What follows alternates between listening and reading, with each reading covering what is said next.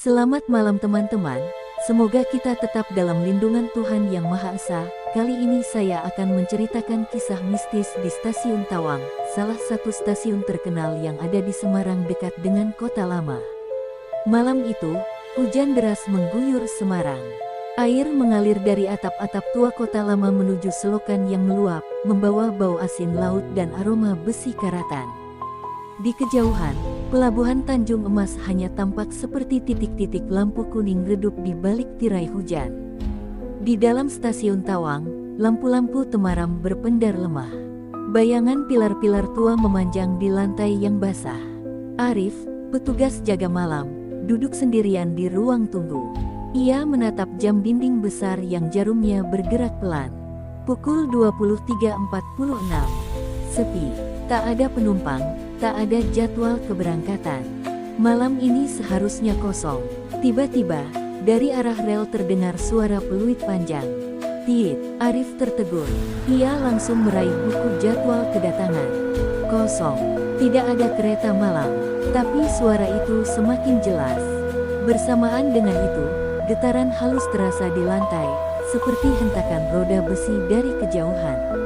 Angin dingin mengalir melalui peron, menusuk tulang, membuat napas Arif terlihat seperti asap. Ia berjalan menuju tepi peron. Hujan menamparkan wajahnya. Dan di tengah kabut tebal, perlahan muncul lokomotif hitam tua. Catnya mengelupas, lampu depannya berwarna kuning kusam. Gerbong-gerbong di belakangnya penuh lumut dan bercat karat, seperti bangkai besi yang diseret dari dasar laut. Kereta itu melambat, mengeluarkan suara gesekan logam yang panjang dan menyakitkan telinga. Uap putih tebal menyembur dari bawahnya, menyelimuti seluruh peron hingga pandangan hanya tersisa beberapa meter. Pintu-pintu gerbong mulai terbuka pelan-pelan, berderik panjang. Dari balik kegelapan di dalam, keluar sosok-sosok. Mereka bukan penumpang biasa. Tubuh mereka pucat keabu-abuan, sebagian berpakaian gaya 1930-an, gaun panjang, jas formal, topi fedora, semuanya basah kuyup. Mata mereka kosong, seperti bola mata kaca. Ada yang duduk kaku di kursi gerbong, ada yang berdiri mematung di pintu, dan ada yang berjalan dengan langkah pelan, tanpa menimbulkan suara di lantai besi. Arif menelan ludah. Jantungnya berdetak cepat. Dari salah satu gerbong, seorang wanita bergaun putih keluar. Rambutnya panjang, hitam, dan menutupi sebagian wajah. Air hujan menetes dari ujung rambutnya, tapi kulitnya tetap kering, aneh, seperti menolak air. Ia berhenti tepat di depan Arif, lalu mengangkat kepalanya perlahan. Matanya kosong, hitam pekat.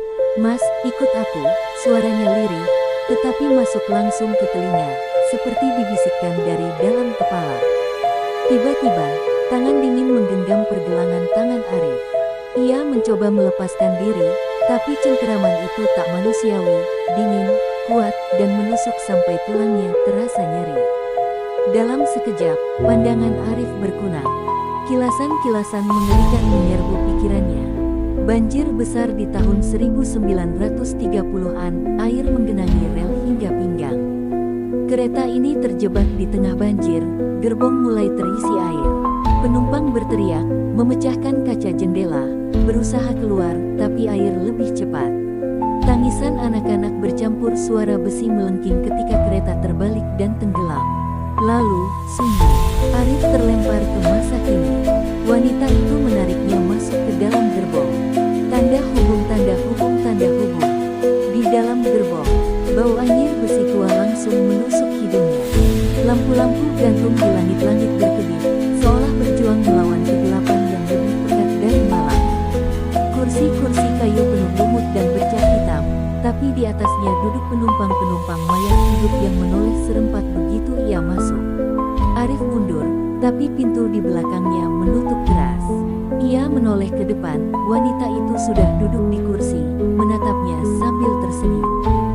Senyumnya lebar, terlalu lebar, membuat sudut bibirnya robek hingga telinga. Tiba-tiba, suara kereta melaju terdengar. Gerbong berguncang. Dari luar, pemandangan berubah menjadi air hitam pekat yang bergelombang. Bukan daratan, kereta ini seolah bergerak di dasar laut. Suara-suara lirih mulai memenuhi gerbong.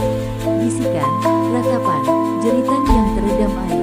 Satu persatu penumpang mulai bergerak, ada yang merangkak di lantai, ada yang membungkuk mendekati wajah Arif, matanya meneteskan air hitam. Tangan-tangan pucat mulai meraih tubuhnya, menariknya ke kursi kosong. Nafasnya tercekik, ia berusaha berteriak, tapi suara yang keluar hanyalah gelembung udara, seperti ia berada di bawah air. Wanita bergaun putih itu berdiri, mendekat, lalu membisikkan kata-kata terakhir yang Arif dengar. "Sekarang, kamu penumpang kami. Tanda hubung, tanda hubung, tanda hubung." Ketika Arif tersadar, ia sudah duduk di kursi gerbong, mengenakan pakaian basah dari era 1930-an. Di luar jendela, stasiun Tawang terlihat di kejauhan, samar-samar di balik kabut. Ia melihat seorang petugas jaga baru berdiri di peron, menatap dengan heran saat kereta arwah melambat untuk